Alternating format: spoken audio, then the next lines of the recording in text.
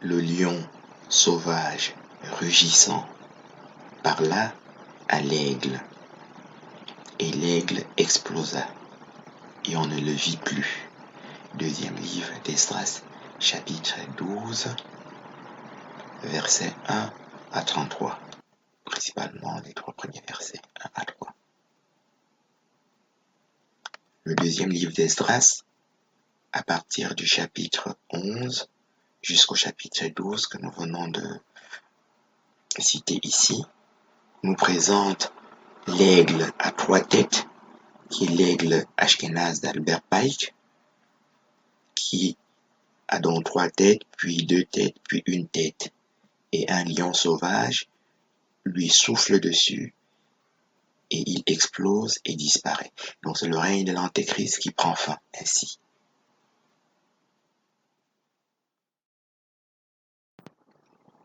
Jérusalem, Gaza, Éthiopie. Actes des Apôtres, chapitre 8, versets 26 à 27. Gaza est attaché à l'Éthiopie qui est Jérusalem, dont il est dit Sion, Éthiopie, Sion, Jérusalem, Jérusalem, dans Sophonie 3, versets 10 à 14 et 16. Et Psaume 87 nous apprend que toute l'humanité est née et sortie de Sion. Il est dit donc dans Psaume 87 que Bob Marley récite en introduction de tous ses concerts. Il dit His foundation is on the holy mountains. Il est fondé sur les montagnes saintes, glorieuses villes de Dieu. Psaume 87. Sion, c'est là qu'ils sont nés. Sion, tous y sont nés. C'est dans Sion qu'ils sont nés. Sion, toutes mes sources sont en toi. Psaume 87. C'est le prélude à l'ouverture du 5e sceau.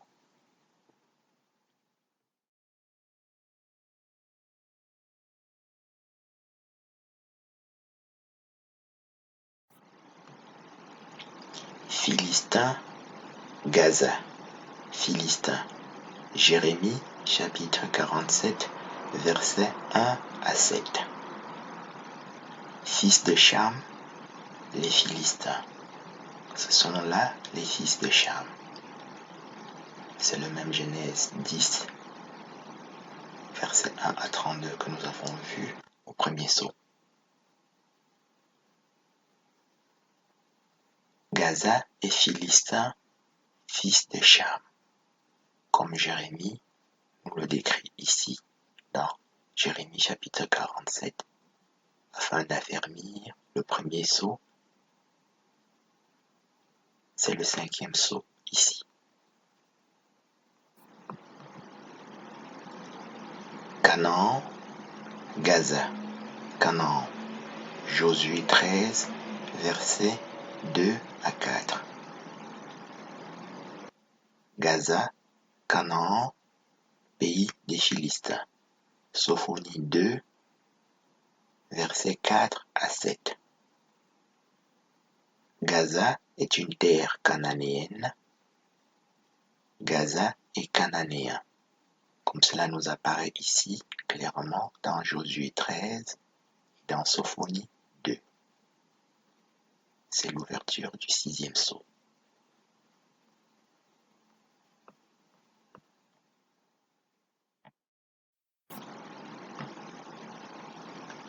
Sidon, Gaza, Jébusien. Zacharie chapitre 9, versets 1 à 17. Canaan engendra Sidon, son premier-né.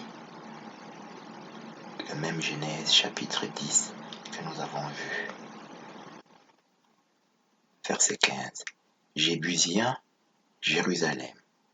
Le même Josué chapitre 15 du 3e sceau ci-dessus. Ici au verset 63. Gaza est sidonien. Sidon veut dire Jérusalem. Kénien que nous avons vu au 4e sceau veut veut dire aussi Jérusalem dans Juge chapitre 1 et dans Juge chapitre 4, le même Kénien qui est aussi beau-père de Moïse dans Juge chapitre 4 verset 11 veut dire Israël à 2 reprises. Kénien veut dire Jérusalem à 2 reprises dans Juge 1 et Israël à 2 reprises dans Juge chapitre 4. Kénien veut dire aussi Bethléem dans le premier livre des Chroniques chapitre 2 versets 54 à 55. C'est l'ouverture ici du 7e sceau qui est le mystère Babylone qu'on appelle Tyr et Sidon, en étant aussi dans Apocalypse 17 versets 1 à 14, qui est dans un grand mystère là-bas, et qui est un grand mystère de Sion, l'épouse, le mystère de Jérusalem dans Éphésiens 5 verset 33. C'est l'ouverture du 7e sceau.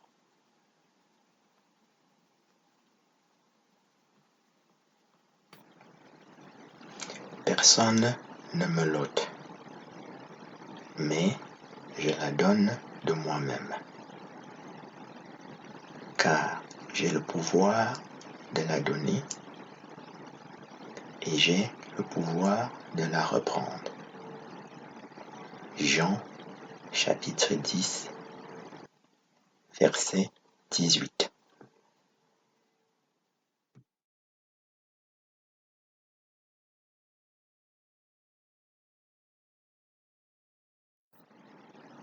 J'expose mes voies et tu m'exauces toujours.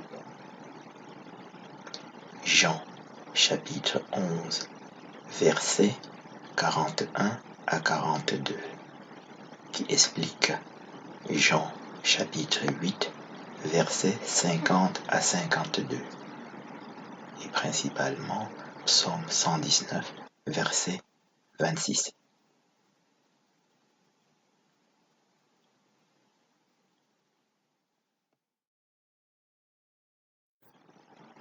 Tout pouvoir m'a été donné dans le ciel et sur la terre.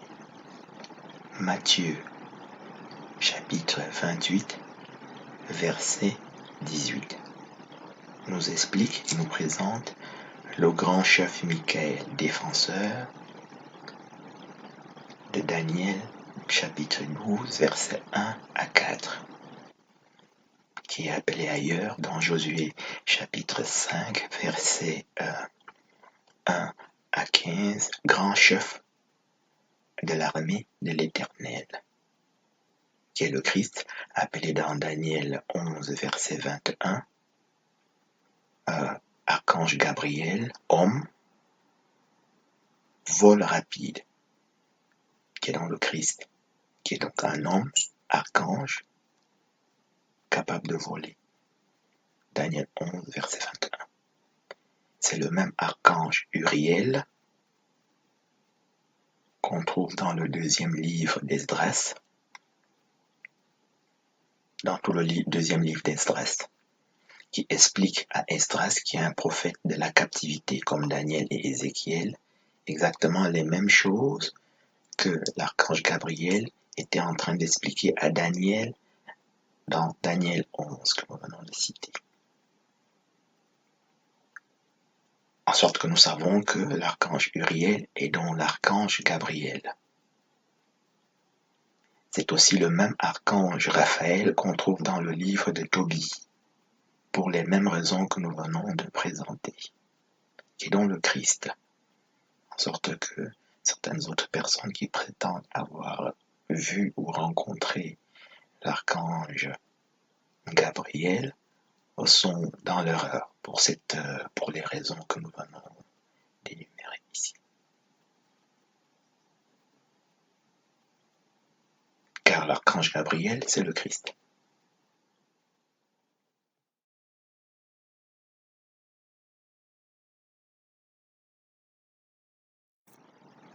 Celui qui a la clé de David, celui qui ouvre et que personne ne fermera, celui qui ferme et que personne ne peut ouvrir. Voici, j'ai mis devant toi une porte ouverte que personne ne peut fermer. Apocalypse chapitre 3, versets 7 à 9. La porte, c'est le Christ, qu'on trouve donc dans Jean 10, versets 7 à 10, qu'on trouve aussi dans le livre d'Esdras, deuxième livre d'Esdras, chapitre 2, à partir du chapitre 2 et les chapitres suivants. Il appelait encore Fils de Dieu, encore appelé Fondation du paradis, qui est donc cet archange Uriel qui s'y trouve dans les mêmes chapitres. C'est donc par une grossière ignorance de toutes ces choses que l'antéchrist Ashkénaze, qui est le chef des 3 antéchrists fausses religions, a pensé pouvoir fermer une porte ouverte, qui est donc personnellement le Christ. Là même où il ne peut pas non plus ouvrir une porte qui est fermée. La porte étant le Christ, la clé aussi est le Christ, qui est la pierre noire de jaspe et de sardoine dans Apocalypse 4, verset 3, pierre noire de hyacinthe dans Apocalypse 9, verset 1 à 18, et appelé ange de l'abîme, Abaddon.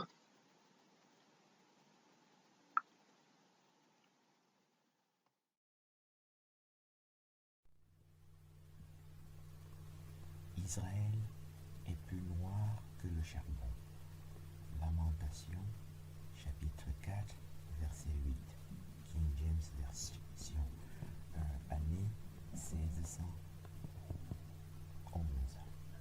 Israël dans toute la Bible, les 12 tribus, est noir, plus noir que le charbon. Le docteur Serge Tuich présente dans